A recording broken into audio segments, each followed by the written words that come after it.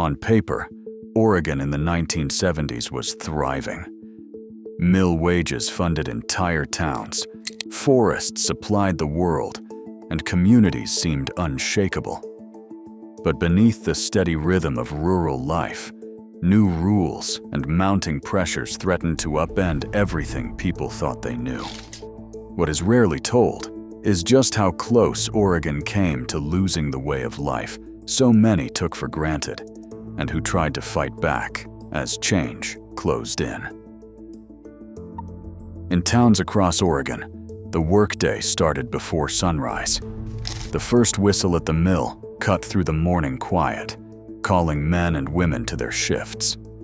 Logging trucks rumbled down narrow roads, loaded with fresh-cut timber bound for sawmills that formed the backbone of these communities. Inside the mills, the air hung thick with sawdust and the constant hum of machinery. Workers moved in rhythm, feeding logs into the saws, stacking lumber, hauling slabs. Each task part of a chain that never really stopped. Most mills ran 2 or even 3 shifts a day, keeping the lights on around the clock. Paychecks from these jobs did more than feed families. They kept the entire town running. Mill wages funded local schools, paid for new fire engines, and supported the corner stores and diners that lined Main Street. In some places, more money flowed from the mill than from any other source, making each payday a lifeline, not just for workers, but for everyone who called these towns home. You could always tell what kind of day it would be just by the smell. Fresh sawdust clung to your clothes, and even the diner down the street carried a hint of pitch and oil. By noon, boots tracked mud across linoleum floors, and the regulars swapped stories over black coffee and fried eggs. Out on the docks, fishermen hauled in their catch, hands rough from rope and salt water, while grain trucks rattled past on their way to the co-op. If you listened, you would catch the clatter of lunch pails, the distant shouts from the high school ball field, and the steady rhythm of work that tied everyone together.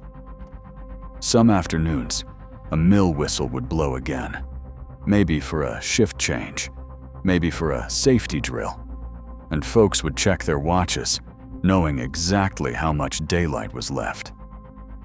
The whole town seemed to move in step, from the kids biking home to the grocer sweeping his stoop. Each person part of a pattern as familiar as the rain. Governor Tom McCall faced a problem no Oregon leader had seen before. Tens of thousands of anti-war protesters planned to converge on Portland as President Nixon and the American Legion arrived. The memory of violent clashes from previous years was still fresh.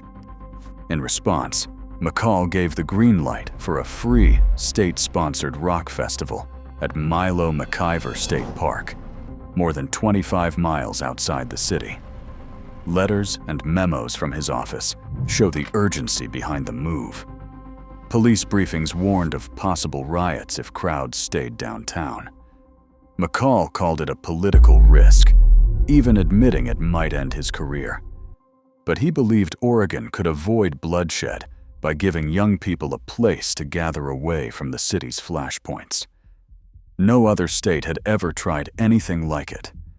For 1 week, the government helped build the stage and kept police on standby, betting everything on peace prevailing in the woods. Tents and buses lined the fields at Milo McIver State Park, with music drifting through the trees and the Clackamas River sparkling nearby. Over the course of a week, tens of thousands of people poured into the woods. Some estimates put the crowd as high as 100,000 at its peak.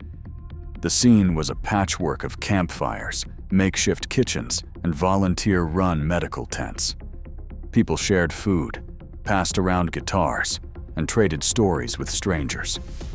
Local bands played well into the night, while skinny dippers splashed in the river by day.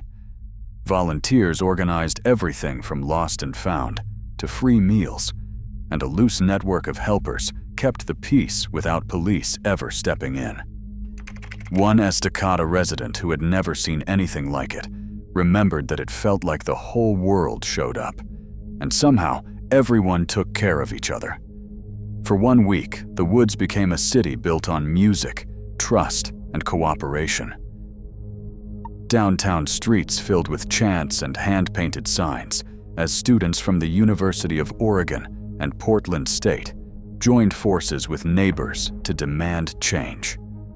In Eugene, campus rallies spilled into city blocks, drawing hundreds to protest the war and push for local reforms. In Portland, the fight took a different turn. Neighborhood groups banded together to stop the Mount Hood Freeway, a project that would have bulldozed homes and divided communities. Petitions, packed meetings, and marches put pressure on city leaders. When the state canceled the freeway in 1973, millions earmarked for concrete shifted instead to public transit. It was a rare victory for grassroots activism. One organizer later remembered that they were not just saving houses, they were saving their neighborhood's soul. In 1973, Oregon lawmakers passed Senate Bill 100, launching one of the nation's first statewide land use planning systems. The law required every city and county to draw clear urban growth boundaries, protecting farmland and forests from unchecked development. This was not just a government mandate. It was the result of years of organizing by conservationists, farmers, and neighborhood groups who wanted to balance growth with the landscapes that defined Oregon. As a historian from the Department of Land Conservation and Development put it, Senate Bill 100 gave communities a way to shape their own future, not just react to outside pressures. The legacy of that decision still shapes how Oregonians live, work, and care for the land. Oregon's choices in the 1970s still shape its forests, cities, and communities today.